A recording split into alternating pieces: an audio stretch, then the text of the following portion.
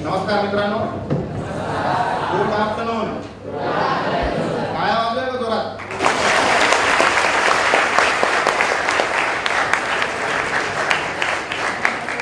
प्रत्येक व्यक्ती जागा असला पाहिजे म्हणून टाळ्या वाजवायला सांगितलं आणि याच्याने तुमचं ब्लड सर्क्युलेशन देखील इम्प्रूव्ह होईल. योगायोग आहे की 20 वर्ष अगोदर जेव्हा मी तुम्ही फार लकी आहात, तुम्ही या कॉलेजमध्ये आहात.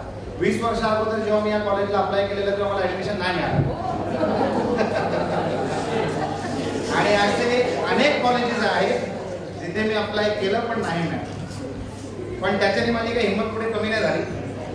सर्व कॉलेजेसमध्ये जायची आता संधी मिळते काय ना काहीतरी रूपामध्ये. सांगायचं तात्पर्य म्हणजे there is always something better in store for you. हेच महत्त्वाचं आहे. तुम्ही सगळे एकदम तरुण आहात.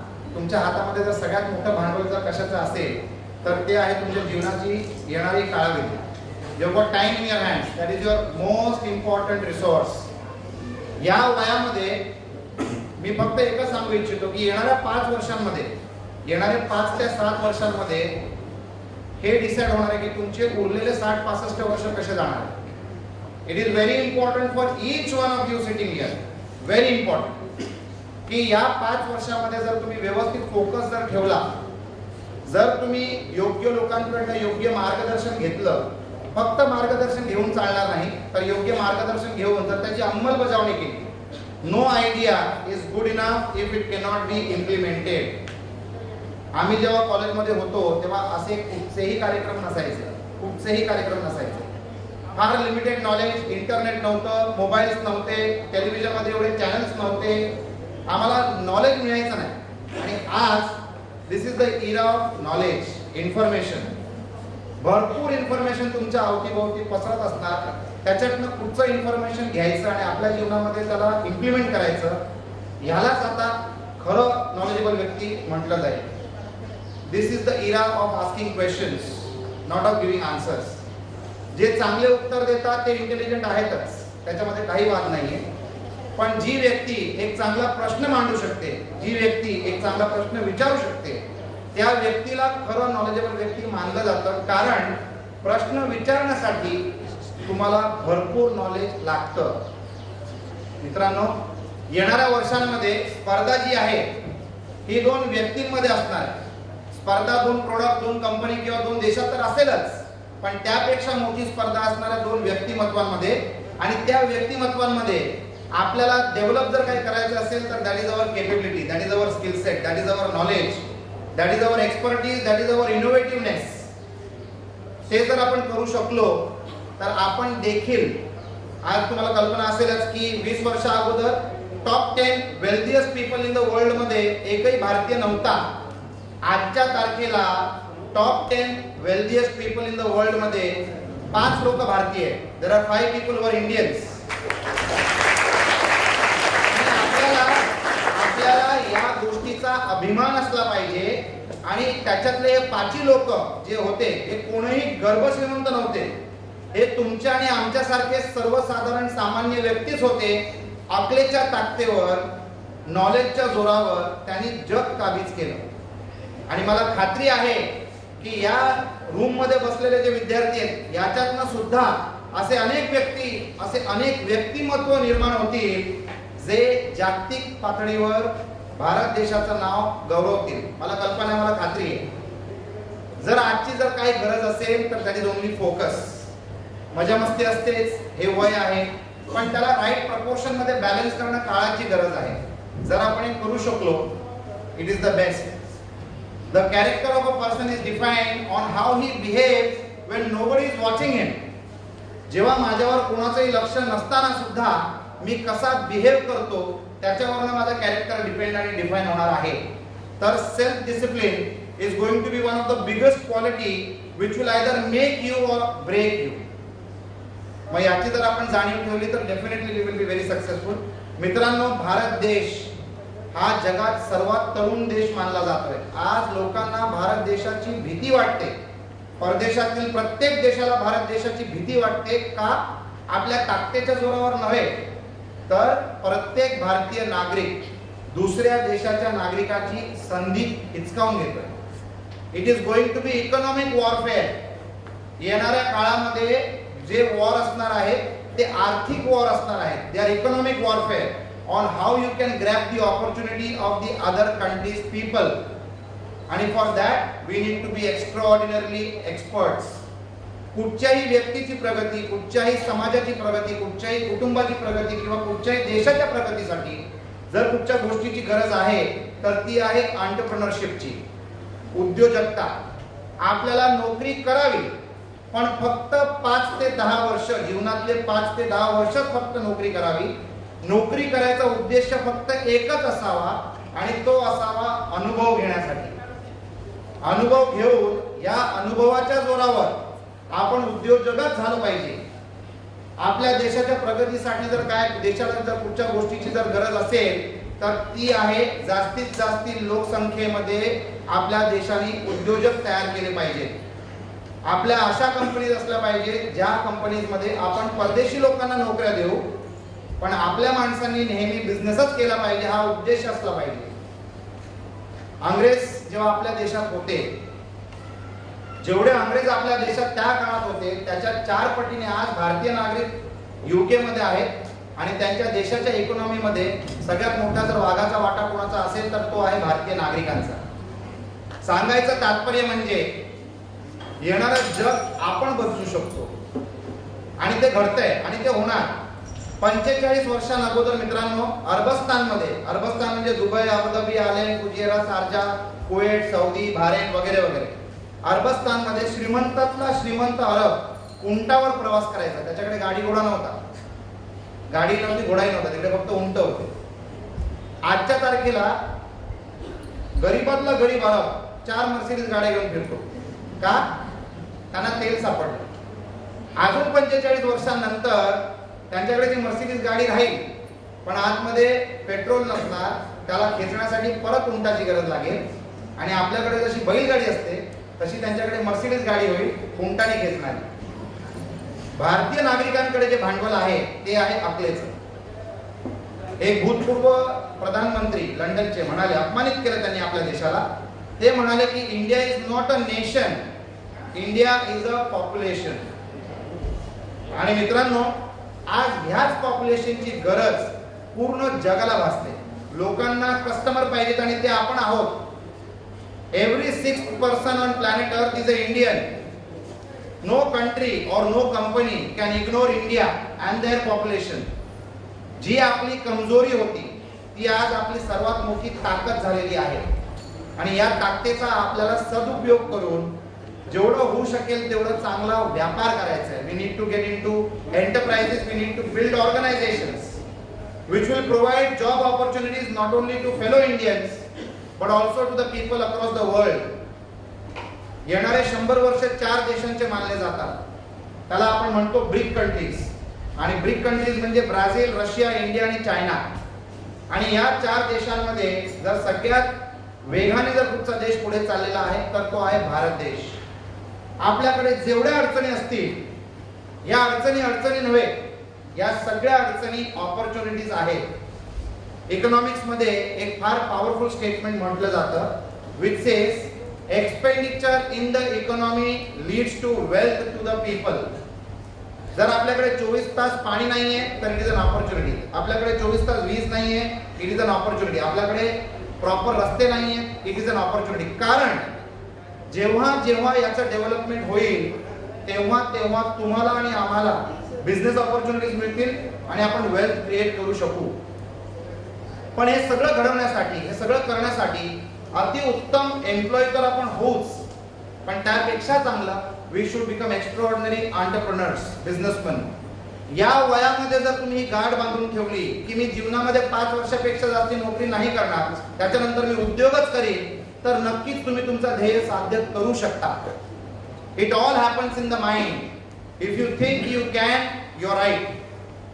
And if you think you can't, again you are right. तर तुम्ही काय विचार केला पाहिजे याची निवड देखील तुम्हीच कराल. Life is all about choices. People who are successful made the best choices of their life. We need to identify the choice, we need to study the choice, we need to make the choice. And once you make the choice, stick by the choice. Make it successful. Life is all about decision making. Make a decision with a lot of thoughts, a lot of research, and once you make the decision, even if it is wrong, work towards making it right. That should be the philosophy of life. मित्रांनो, business करणं एकदम सोपं आहे.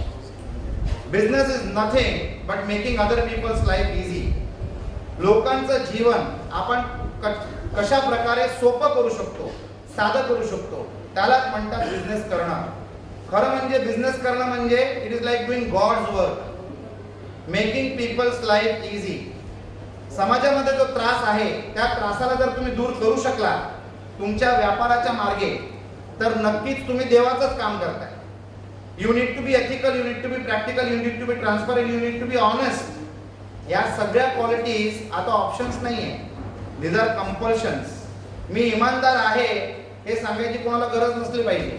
It is mandatory, it is understood की तुम्हाला इमानदार राहायचंच आहे. कारण जर तुम्ही इमानदार नसलात तर सोशल मीडियाने पूर्ण जगाला एक छोटंसं गाव बनवलंय. पटकन तुमचे कस्टमर किंवा तुमचे सहयोगी सोशल मीडियावर डिस्प्ले करून टाकतील की या व्यक्तीबरोबर व्यापार करू नका. Technology has made the whole world a very small village. We need to be careful, we need to be smart, we need to be fast. जर या सगळ्या गोष्टी आपण लक्षात ठेवल्या तर नक्कीच आपण यशस्वी उद्योजक होऊ शकतो.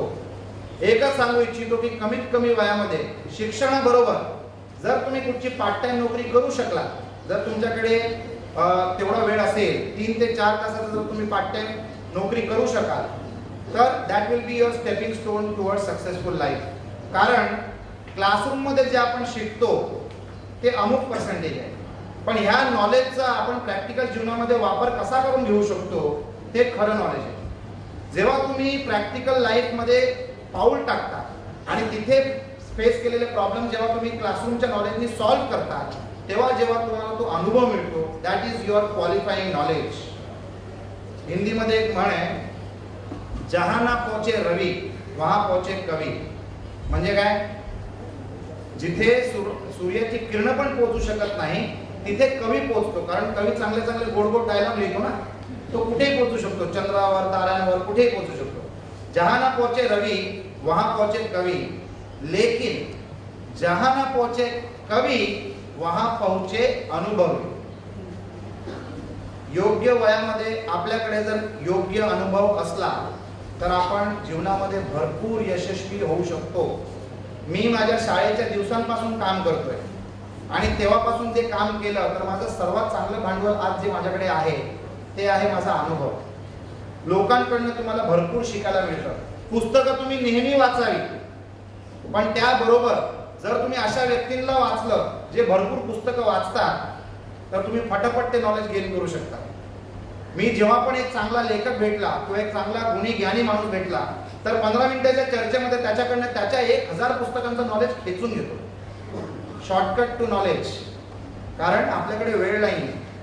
You can spend any amount of money and earn 100 times of what you have spend, but a day spent in waste will never be earned back. आपल्याला पैसा खर्च करताना काळजी बाळगावी, पण त्यापेक्षा जास्ती काळजी असली पाहिजे की आपण जे वेळ इन्व्हेस्ट करतोय त्याचा उपयोग तरी बरोबर होतोय की नाही.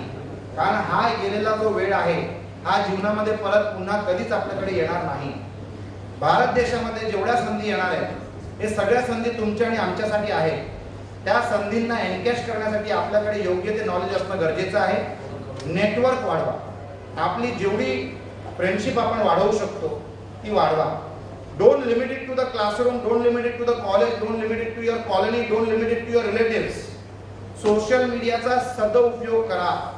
सोशल मीडियावर फक्त जोक्स पाठवणं, शायरी पाठवणं, आपण काय खातोय ते पाठवणं, आपण काय घालतोय त्याचे फोटो अपलोड करणं चांगली गोष्ट आहे, पण त्याच्या व्यतिरिक्त सोशल मीडियाचा वापर आपण जगातल्या सगळ्या ठिकाणी असलेले यंगस्टर्स किंवा जे लोक आहेत त्यांच्याबरोबर आपण संवाद कसा साधू शकतो याचा तुम्ही विचार करा.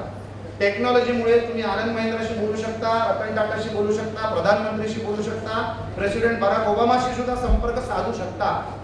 त्याच्यामध्ये कुठची अट नाही आणि social media is completely free. Technology if not used is useless. Use the technology to make your future bright. जर त्याचा तुम्ही योग्य वापर केला तर नक्की तुम्ही जीवनामध्ये यशस्वी होऊ शकणार. कुठचाही जीवनामध्ये व्यवसाय करायच्या अगोदर तुम्ही हा विचार करा की या व्यवसायाने मी लोकांचं भलं किती करू शकतो. प्रॉफिट ऑटोमॅटिक होणार जर तुमच्या मार्फत, जर तुमच्या ऍक्शन्सनी समाजाचं कल्याण झालं, जर त्यांचा लोकांना जर त्याचा फायदा झाला तर money is a by product. Profit, turnover, business वाढणं हे साहजिकच होणार, त्याच्यामध्ये there is no problem. It is a process, it will happen automatically. पण तुम्ही काय करता आणि कसं करता, what business you do is immaterial. How you will do your business is the most important aspect of doing business.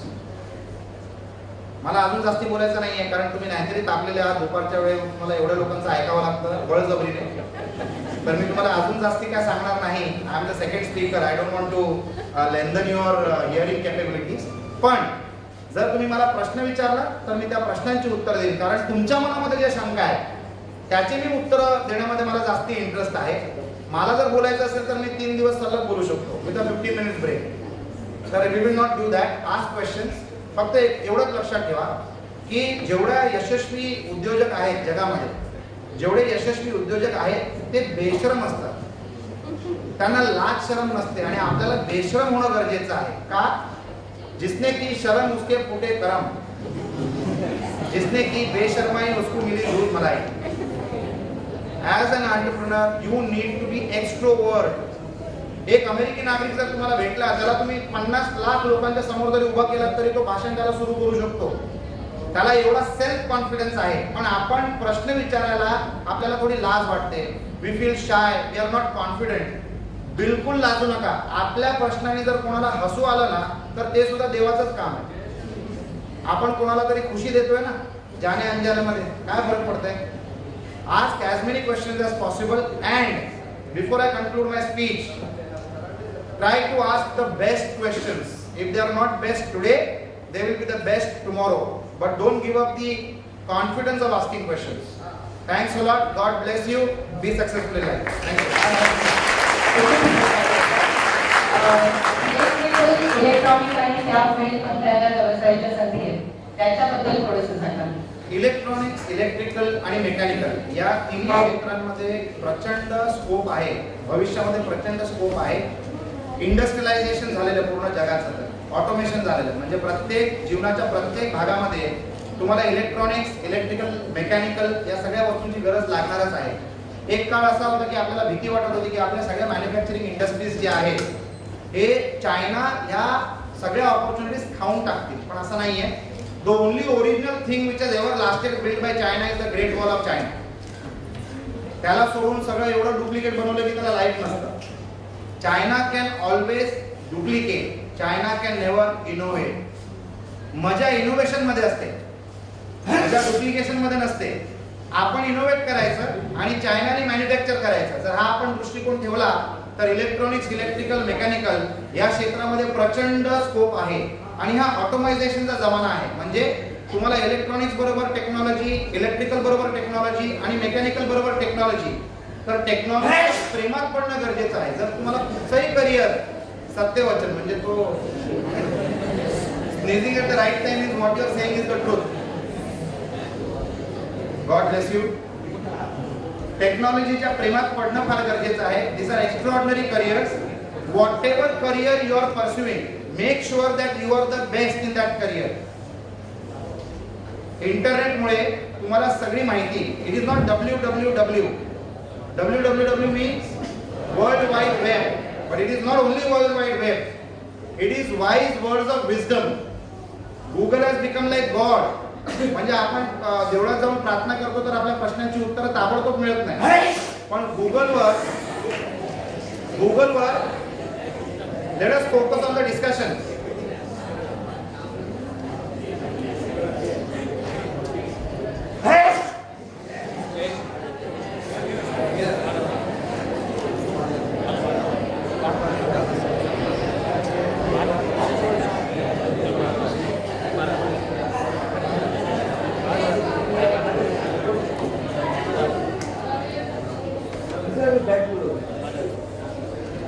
गुगलवर तुम्ही कुठचाही प्रश्न विचारू शकता आणि तुम्हाला ताबडतोब उत्तर मिळेल.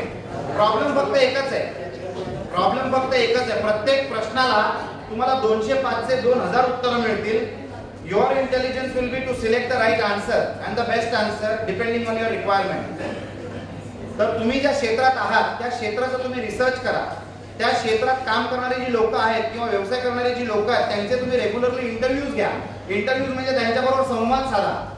Try to understand what's happening in the industry. Try to understand तुम्ही जे क्लासरूम मध्ये शिकताय त्याचं प्रॅक्टिकल लाईफ मध्ये ऍप्लिकेशन काय आहे. जर तुम्ही ह्याच्यामध्ये थोडं लक्ष जर टाकलं तर नक्की तुम्हाला तुमची पुढची वाटचाल समजायला लागेल. Try to communicate as much as possible. गुगलवर प्रश्न विचारा, उत्तर मिळेल. सोशल मीडियावर प्रश्न टाका, उत्तरं तुमच्या ईमेल बॉक्समध्ये यायला सुरू होतील. You get me. So try to keep asking. Asking is the best form of learning. Try to keep asking your professors, your friends, your relatives on the social media, on the Google. Try to catch as much knowledge as possible. या जगामध्ये आता invention संपलेलं आहे. Nothing can be invented. All that was suppose to be invented has already been invented. Now what will happen is innovation. आणि what is innovation? Electrics मध्ये, electronics मध्ये, mechanical मध्ये जे काय आजच्या तारखेला रेडी झालेलं आहे त्याच्यामध्ये तुम्ही अजून इम्प्रूव्हमेंट काय आणू शकता. That is going to be the winning edge. आपल्याला इनोव्हेशन काय करता येईल याच्यावर फोकस असणार आहे. फॉर एक्झाम्पल, इकडनं अमेरिकेला जाण्यासाठी जर समजा 18 तासाची सलग फ्लाईट आहे तर असे लोक शोध लावत आहेत की आपण हा प्रवास 18 तासाचा प्रवास 8 तासात कसा करू शकतो. जर आपल्याकडे अगोदर लँडलाईन फोन होते तर लोक विचार करायचे की कॉर्डलेस असता तर किती बरं झालं असतं. This is all electronical advancements of the world. अगोदर टेलिफोन आला, मग कॉर्डलेस फोन आला, मग कॉर्डलेस फोनच्या थिअरीवरच मोबाईल फोन आले आणि मोबाईल फोनच्या थिअरीवर सॅटेलाइट फोन झाले. सॅटेलाइट फोन्सच्या थिअरीवर आता असे चष्मे येणार आहेत की तुम्हाला तुमच्या चष्मेच्या ग्लासवर गुगल दिसायला लागणार. If you Google this, Google specs, you will get that information. मला जर ईमेल आलं तर मला हँडसेट ओपन करायची गरज नाही. माझ्या चष्म्याच्या या काचावर मला मेल दिसेल. I will be able to see whether I want to read this or not. Technology is advancing at rapid pace. Artificial intelligence म्हणजे एक नवीन पदार्थ येतोय. आर्टिफिशियल इंटेलिजन्स म्हणजे तुमच्या शरीरामध्ये एक चिप घातली जाईल.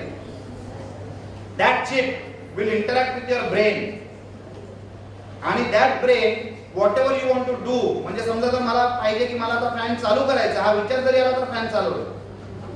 It will be your thoughts which will be transmitted through electronics and give you the end result what you are used to be doing with your hands. That is the technological advancement that is going to happen.